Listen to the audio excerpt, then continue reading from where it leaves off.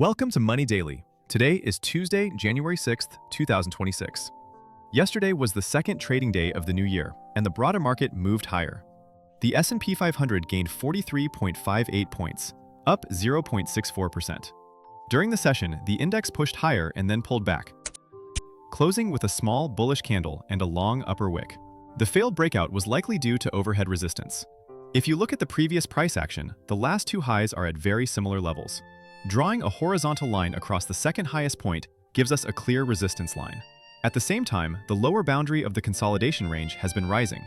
Connecting the three recent lows forms an upward sloping trend line. Together, the horizontal resistance on top and the rising trend line below create a converging triangle pattern. Right now, the daily chart has moved to the very end of that triangle. There's nowhere left to go. A directional move is inevitable. The real question is, does it break upward or downward? That decision could shape the market's direction for the next half year. My guess is an upside breakout. The reason is that the slope of the lower trend line is fairly steep, which suggests that each pullback has been weaker than the last. Selling pressure appears to be fading. If we get a bit of luck, we may see an upside breakout from this triangle consolidation as early as this week. The biggest headline over the weekend was the news that the United States captured Maduro alive. Politically, diplomatically, and militarily, this story has completely flooded social media. As a financial content creator, I want to analyze this event from the perspectives of stocks, bonds, energy, and cryptocurrencies, looking at how markets reacted and why they reacted this way. Venezuela holds the world's largest proven oil reserves, yet it's nothing like the oil-rich Middle Eastern countries. It is an extremely poor nation. From the 1950s onward, Venezuela's economy grew steadily until 1982, when it became one of the wealthiest major economies in South America. Oil revenues supported a wide range of social welfare programs. In the 1990s, a man named Hugo Chavez became president. He expelled foreign capital, nationalized industrial companies, and handed out generous welfare benefits to the poor. In the short term, high oil prices kept society stable. Chavez took advantage of that period to build massive personal wealth overseas, while over the long term, government finances were drained. After Chavez died, his carefully chosen successor was Maduro. Maduro was originally a bus driver. After taking power, he continued Chavez's high subsidy policies, but oil prices fell and the money ran out. When there's no money, governments print money. During the Maduro era, money printing went completely out of control. Inflation became severe, and the Venezuelan currency, the bolivar, depreciated by hundreds of thousands of times. That means someone who was a millionaire 10 years ago can no longer afford even a loaf of bread. During prolonged hyperinflation, no matter how wealthy you are, you quickly fall back into poverty. Severe corruption and destructive, short-sighted economic policies push the population into extreme hardship. So it's no surprise that people were overjoyed when Maduro was captured. The entire country celebrated. Although Venezuela ranks first in oil reserves, the oil quality is poor, technology is lacking, and management is inefficient, largely due to decisions made during the Chavez era. Foreign capital was driven out, and engineers, geologists, and managers deemed politically incorrect were fired. Chavez didn't invest in oil fields. Instead, the money went to social spending and personal enrichment. As a result, equipment aged badly. There is oil underground, but production remains low. In 2025, Venezuela exported about 900,000 barrels of oil per day. By comparison, Saudi Arabia exports as much as 7 million barrels per day. This scale shows that Venezuela's short-term impact on the global energy market is limited. In the long run, however, as international capital returns, Venezuela's energy exports could recover. That would increase global oil supply and put downward pressure on oil prices. Trump said the United States will revive Venezuela's energy industry, with U.S. oil companies investing tens of billions of dollars to rebuild energy infrastructure and restore the country's former oil strength. On this news, energy stocks rose yesterday. Back in the 1990s, when Chavez nationalized the industry, Chevron still retained some oil assets in Venezuela.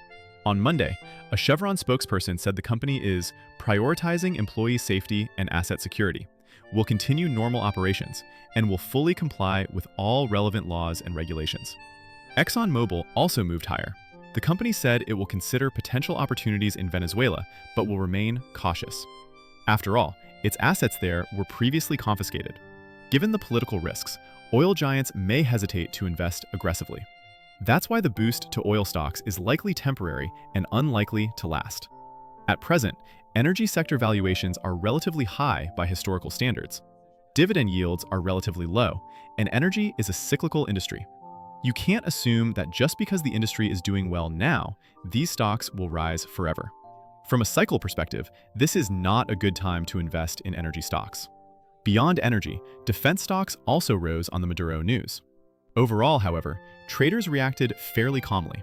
This is a single resource economy, heavily dependent on oil, and the country taking action is the United States. No one dares to retaliate against the US, so the situation is unlikely to escalate. As a result, the impact on the global economy remains limited. There are rumors that the United States seized around $62 billion worth of Bitcoin reserves from Venezuela and plans to add them to its own reserves. This has reduced concerns about a massive amount of Bitcoin being dumped onto the market. If I were to say the US simply grabbed the Bitcoin outright, a lot of people would be furious. In reality, the US Department of Justice freezing these crypto assets does not mean they are immediately added to US reserves. They are treated as evidence in criminal cases. Where did this crypto come from? Was it linked to drug trafficking or other crimes? Only after the legal process is completed and the assets are lawfully confiscated can they truly be added to US Bitcoin reserves. This rumor itself is also controversial. The size of the amount is largely based on estimates, not on official statements from the Department of Justice or data from blockchain analytics firms.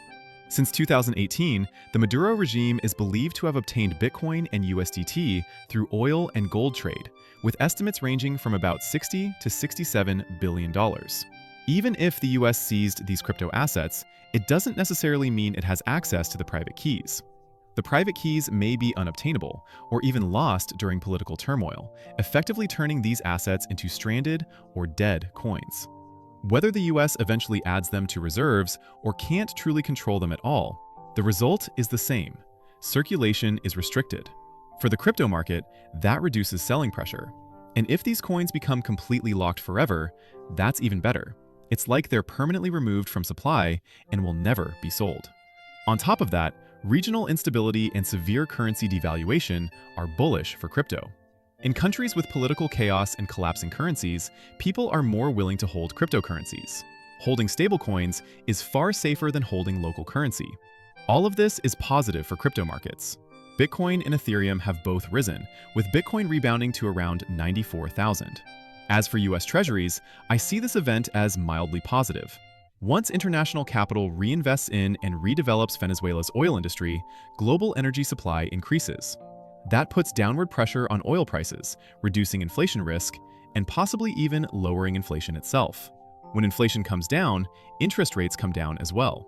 That's bullish for long-term US Treasuries. Long-term yields could decline.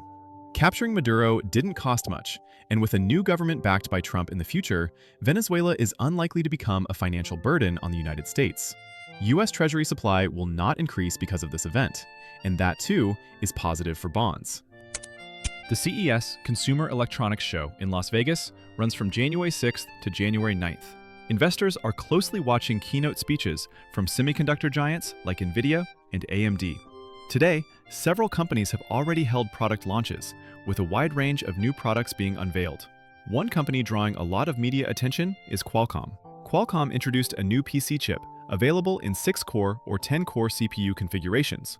Compared with the previous generation, power consumption is reduced by 43%, while performance improves by 35%. The chip includes a built-in neural processing unit, capable of up to 80 trillion AI operations per second. This new PC chip is positioned as an end processor for desktop systems, meaning Qualcomm has officially entered direct competition with Intel and AMD in the PC chip market. Qualcomm also unveiled a humanoid robot chip focused on advancing physical AI. This chip targets robotic perception, navigation, and motion planning. AI workloads are a key part of Qualcomm's strategy to capture the robot AI computing platform. Robotics is expected to be a massive market in the future, and chips for robots could become a highly promising investment theme over the next 5 to 10 years. So, is Qualcomm worth watching? Qualcomm stock is currently trading at around 176, with a price-to-earnings ratio of 35, a dividend yield of 1.97%, and a market capitalization of $188.8 billion. Its core business revenue is growing at an annual rate of 13.66%. In its most recent earnings report, net profit after tax showed a loss. The reason was a massive one-time increase in income tax, roughly 20 times higher, due to a large tax provision triggered by new tax rules. This has happened across many companies and is not unique to Qualcomm. One-time tax charges do not affect cash flow and represent a temporary negative. Going forward, profits are expected to return to positive territory and continue growing at a double-digit pace. Overall, Qualcomm is a solid semiconductor company. Its valuation isn't excessive, and the stock hasn't experienced an explosive rally. There was heavy shakeout earlier, followed by a rebound in recent months. This is a stock that's worth keeping an eye on. Today, Tesla ended a 7-day decline and rebounded 3.1%, printing a positive candle after a string of red ones. This is a normal technical pattern. At one point, the rebound reached as high as 4.3%, but a late-session pullback suggests that bulls exited before the close, indicating limited confidence on the long side. The rebound in Tesla may be linked to Elon Musk repairing his relationship with Trump.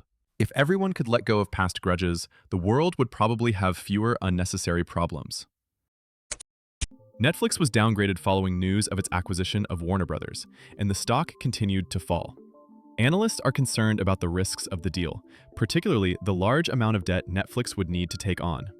Regulatory approval for the Warner Brothers acquisition could take up to 2 years before there's any clear outcome. Independent research firm CFRA downgraded Netflix from buy to hold and cut its price target from 130 to 100. After breaking below its 200-day moving average, Netflix continued to decline. This time, it doesn't look like the usual breakdown equals buying opportunity. This breakdown looks real. This sharp pullback isn't only due to the acquisition, it's also driven by weaker than expected operating performance. In the last earnings report, profit declined mainly because of a one-time tax charge in Brazil. That negative factor won't repeat. While Netflix's growth isn't as strong as it was a few years ago, it's still a high-quality public company. When a stock is in a downward channel, it's generally not a good idea to rush into bottom fishing. What looks cheap may not be the bottom. That said, after a deep enough decline, value does emerge. Previously, Netflix's net profit growth, excluding non-recurring items, ranged between 20% and 45%. If the PE ratio falls below 30, the stock begins to show investment value. That would correspond to a price of around $84. Thank you for spending your valuable time watching my video. Feel free to share your views in the comments. If you want to learn more about these topics, please like the video.